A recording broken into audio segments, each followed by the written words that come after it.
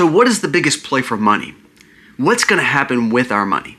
Now, we're going to talk about silver and gold today, but to be honest with you, Trump had a huge announcement, came out with crypto. Kind of what JP Morgan Chase's CEO said the other day. If you remember Jamie Dimon talking about how crypto is the new market. The old financial institution is no longer good.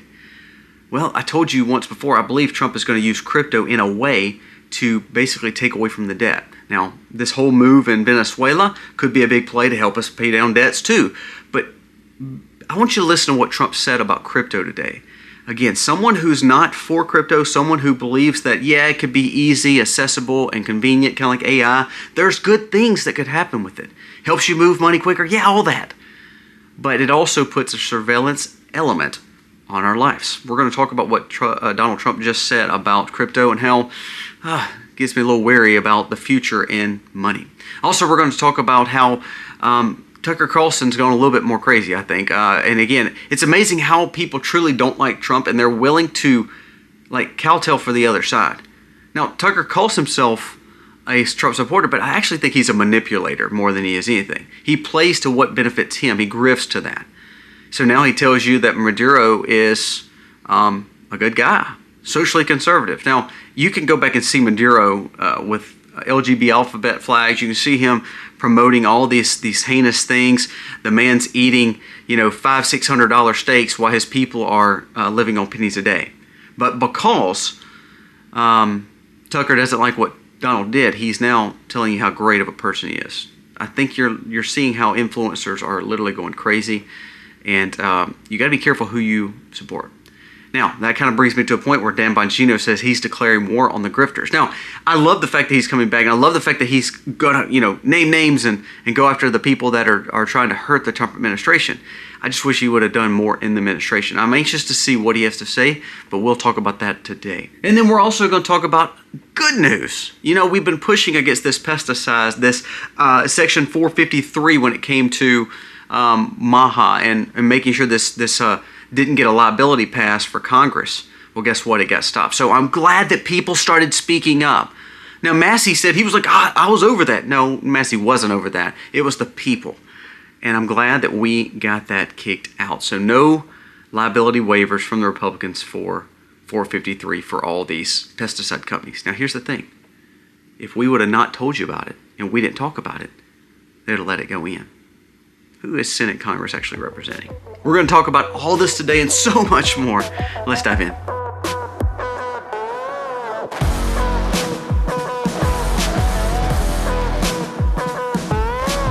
Hey guys, welcome to our channel. Thank you so very much for being here. We are humbled each and every day that you come back and watch our channel. We hope that you get something out of it that helps you to have wisdom, have common sense, and maybe it gives you a little thought-provoking time to say, you know what, that's a good thought. Maybe I need to look at that a little bit more. So hopefully there's something you're getting out of it. Now let's talk about the stories of the day. First, let's talk about what Trump said. I want you to watch this clip of Trump and what he says. And again, I really like what he did in Venezuela. I really like what he's doing on some things. Now, I've told you several times before, AI and crypto, I know that he is embracing. I do believe that we have to know about it better than anyone. So like I talk about AI, I believe that you need to make sure that you're not impacted. If you are, you need to learn about it as much as you can. Same way with crypto. I'm not against not having any kind of crypto, but I'm against it being our thoroughfare for cash or for wealth because it is a surveillance state. But I want you to listen to this. Remember, Jamie Dimon said last week that he believes that the crypto financial institution is way better than the financial institution we have now, which would be a game changer and would change and actually have a true reset, which is what we've been preaching against forever. Now it seems like the Republicans and conservatives are working with this big move to get away from this big banking society, but to basically take over crypto, which is not a parallel anymore. But I want you to listen to what Trump said right here. Many Americans are unaware that behind the scenes, the technical backbone of the financial system is decades out of date, many, many years out of date.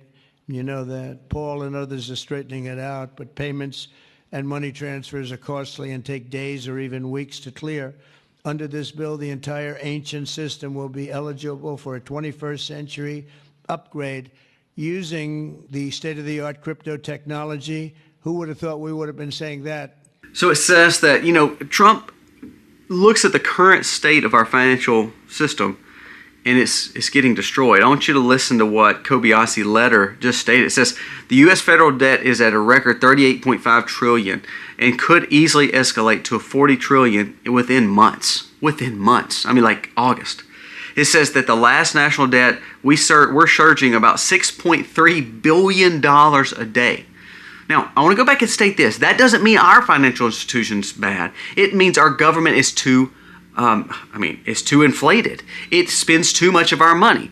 It should not have the rights to spend our money the way it's spending our money. And then on top of that, to fail the audits, even in the military, even though I support the military, but we shouldn't be failing audits in the military. There shouldn't be overtaxation on certain groups of individuals. Like California is going and they're going to start taxing the billionaires. The billionaires are moving out, people. So what does that actually mean? It means it's going to tax the millionaires and also the middle class because they can't move like the billionaires can move. So it shows that all it is setting up a taxation to cause for more money to come in.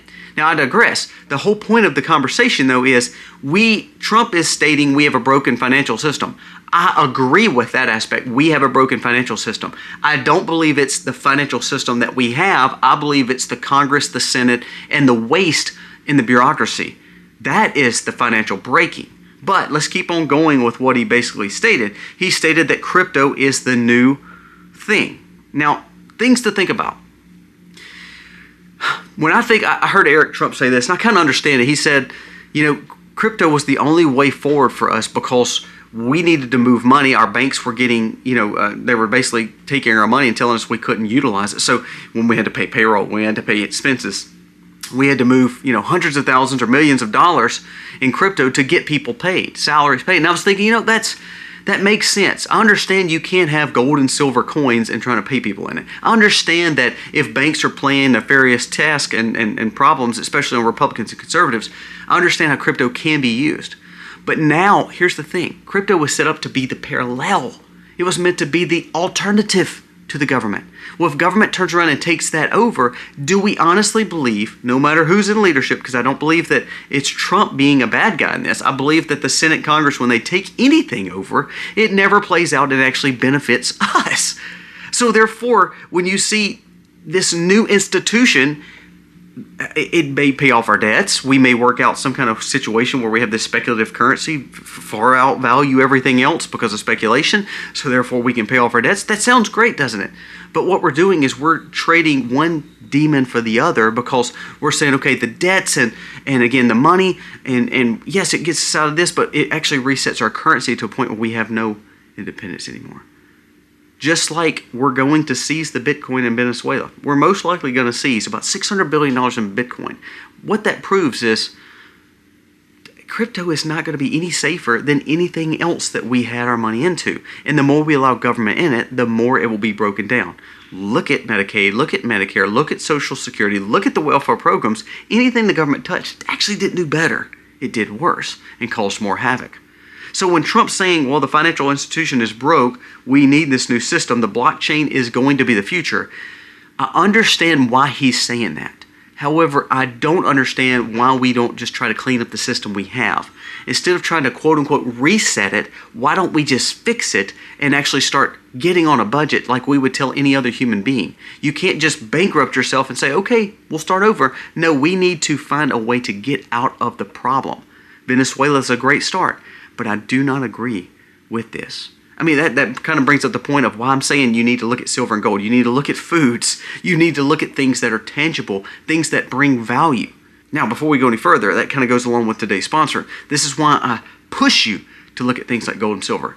The move we saw in December 2025 in precious metals, especially in silver, it went skyrocketing. It signals a new era like no other. And now as we start 2026, I have a monumental announcement. Gold just hit 4,500. That's 71% growth in 2025. It has added $13 trillion to its market cap over that time period. Silver's up to $75. Hit $75 an ounce. That's up 148% in 2025. It grew to the third largest asset in the world. The numbers truly speak for themselves, and now we're starting to see silver becoming a juggernaut. I'll share with you my number one all-time pure silver move and idea for the coming future. I think precious metals is the name of the game. That's actually where we find true wealth. And we're seeing historic numbers in gold and definitely in silver. That's why this is a monster announcement when it comes to silver. There's one billionaire that just increased his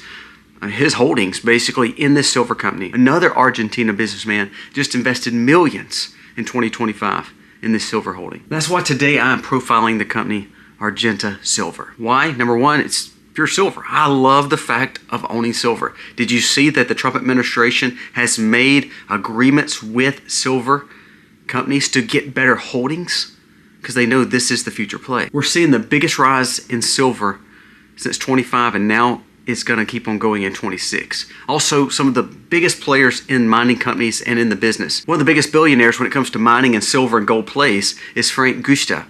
He's actually one of the biggest shareholders. For me, when we talk about silver, especially with Argenta Silver, it's just the best play for the year. Together, this billionaire, along with the Argentina businessman, Eduardo Estein, through his group of entities, now own a quarter of today's sponsor. This is available on Interactive Brokers and Schwab. As you know, silver is up, and it's up around $70, $75. Now, here's the thing. We all thought, just like gold, oh, it's not going to go up anymore. I remember buying silver at $25 and $35 an ounce, and people saying that's going to rip you off it's going to zero.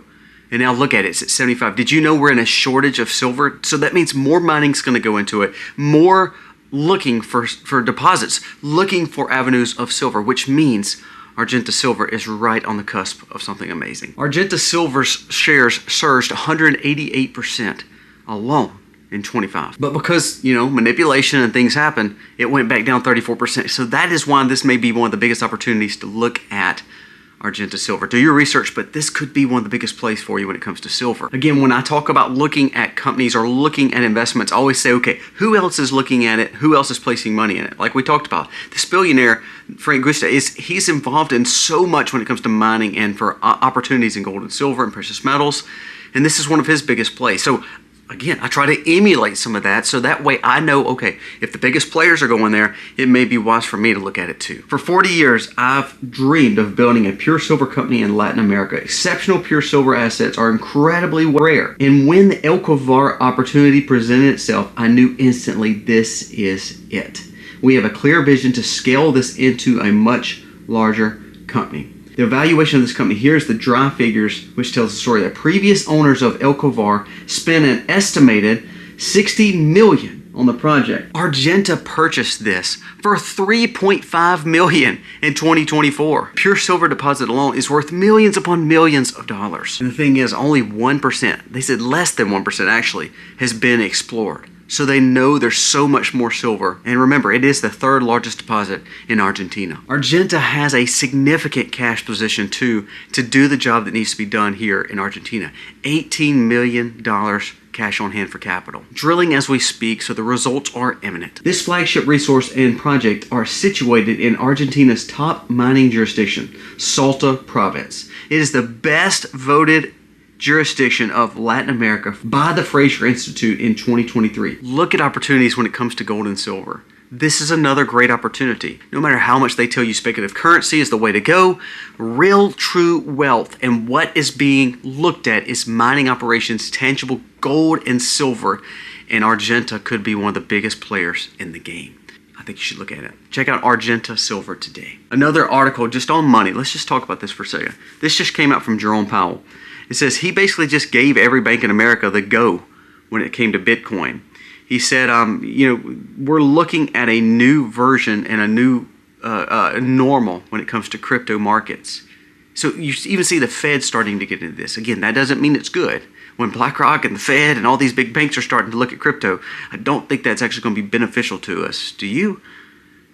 Kevin O'Leary said this the other day. He said, people are sitting on the sidelines waiting to ultimately see our system crash to invest in Bitcoin. They're just waiting for a little legislation to give them a little leeway to know that's why Bitcoin and all these other cryptos are going to start skyrocketing because the government's going to back it, and that way they know it's quote-unquote safe, because if the government's moving towards it, no longer is a parallel, but it's also a financial institution that everyone's going to get behind, and that is scary to me. So again, people, please look at gold and silver, look at foods, look at things that hold value, not things that are so speculated. Again, you can't hold a Bitcoin, you can't hold a crypto token, you can't hold any of that. I can hold silver, I can hold gold, I can hold food, I can eat food, I can defend it. We don't need to just put all our wealth into crypto, especially when the government has the opportunity to seize it and know every aspect of where it goes and comes from. They can track it. Don't let them lie to you and say, oh, the blockchain is completely safe. No, it's completely surveilled. Now let's move on to another story that I think we need to bring up. I want you to listen to this clip with Tucker. And again, I don't know what he's doing anymore. I feel so lost because I look at people like Tucker and even Thomas Massey and some of these people that I was so supportive of, especially when they were speaking against the Biden regime and really seeing things move. And then all of a sudden you start realizing, well, Thomas Massey really hadn't passed but like one thing in Congress. Him and Marjorie Taylor Greene said they're going to name names with all the files. If the government doesn't do it, we're going to do it. They've yet to do that. So it's all just grifting. And then Tucker comes out and almost every situation, it seems like he's just a manipulator. He just comes in and just kind of, it's like he stokes the fire a little bit. He's like, yes, I support Trump, but all the people around him are leading them astray. And, Maduro's a good guy. Watch this. We can safely discount democracy as a reason for affecting regime change in Venezuela. We're not going to go kill Nicolas Maduro because we don't like the way he's treating his people. It's possible we're mad that he doesn't allow gay marriage. That is a distinct possibility, but no one will say that out loud. Not defending the regime, just saying.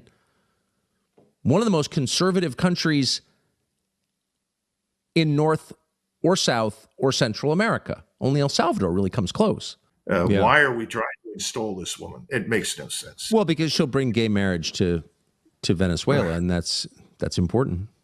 I mean, that's what we stand for. Now, let's get one thing straight. Maduro's not a conservative. Maduro hurt his people. That's why if you look at the Caracas, people are going crazy, happy. The Venezuelans here, if you look in Florida and look in Miami, all of them are happy because they know this regime was hurting their people. Now, does that mean everything's going to be cupcakes and rainbows? No, they got a lot of things that we've got to figure out and they've got to figure out. But you know what? It's got to be a lot better. And we've got to be honest with that. And again, we got to remember, it's either, there's just this play. Think of it like this. It's kind of like when I tell you with AI. AI is here. We either have to embrace it or not, meaning we have to make sure it doesn't take over our life. But we can't deny it's there in front of us. Same way with Venezuela. If America wants to rule its hemisphere and be over trade, and you have the comforts and the comfortability that you have, the money you have, the opportunities you have, America has to stay an empire. America has to stay on top. And that means we have to do things like Venezuela to cover it. It's either we're the ones checking its oil and making sure it's okay and making sure it's running right at our back door, or we allow China to. Do you want to speak China? Do you want to be under Chinese leadership? Do you want to think that America is going to be looking for China as the leader of the world instead of America? No, because it would harm us. Same way with Russia and same way with any other country. If you want America to be America first, or America, exceptionalism, if you want that to thrive, then we have to be an empire to look at opportunities like Venezuela, maybe Greenland, maybe other opportunities with better trade, more tariffs. If we want to be the country we are and you want to have the life that you have and you want your kids to have a life, then this is the way. But when you have influencers as strong as people like Tucker Carlson is, he could do so much good. He really could do so much to impact and talk about the dangers of what the Democrats are doing. Talk about the dangers of some of the bills that we're passing. Talk about the dangers, like for instance, we got the 453 stop with the Republicans. Shouldn't have been the Republicans doing it. But to be honest with you, it took us pushing that. I've not heard Tucker Carlson talk about that. It's amazing how we're not seeing Tucker Carlson be a cheerleader for the Trump administration. Instead of, they seem like all they're going to do is manipulate people to not like him. Did you know Nick Fuentes said yesterday that he wants China to take over Taiwan? He wants Russia to take over Ukraine. And he wants America to be humiliated in the process. Is that what we want from our quote-unquote influencers? That's quote-unquote on the right? No. They're manipulating us and actually hurting our side. We didn't go into Venezuela because of, LGBT alphabet rights. That is the stupidest thing I've ever heard in my life. I think some of these people, I wish they would just wake up because they could do so much good. They could do so much good for the world and for America. And instead, they're benefiting all the other players and not the Republicans and not the conservatives. Now, we've kind of hit on it, but let's go to this bill situation with the 453. It says, Maha did it. Section 453 granted pesticide companies immunity, but it looks like it's going to be removed because of the combining of the bills with the Senate and the conservatives and the Congress. It says this proves that if we speak and we push against it, we can get things done for the American people.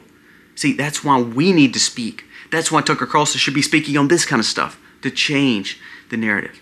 Now, here's one thing I want you to think about. This is. I don't want to give kudos to these congressmen and these senators.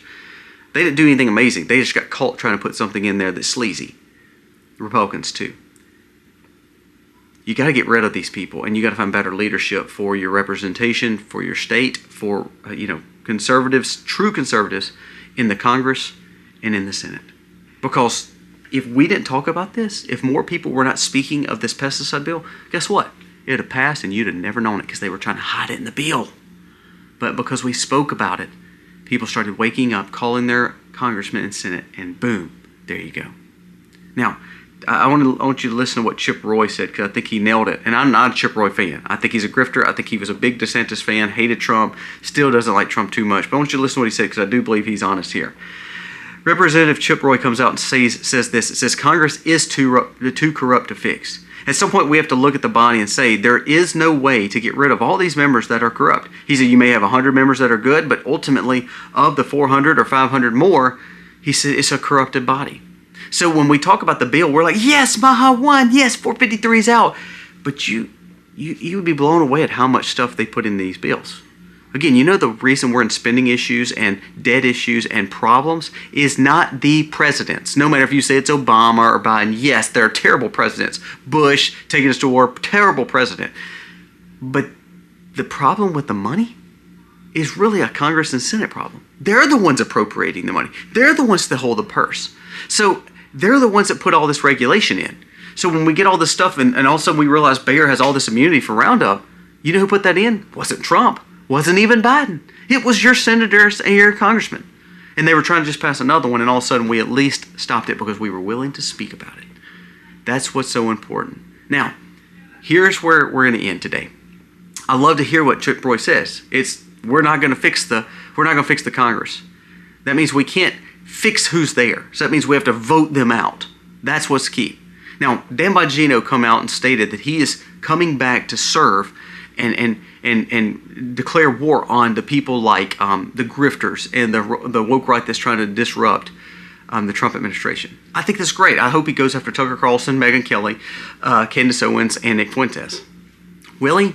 I don't know, because I know he believes that would probably hurt his audience. Here's the thing, though.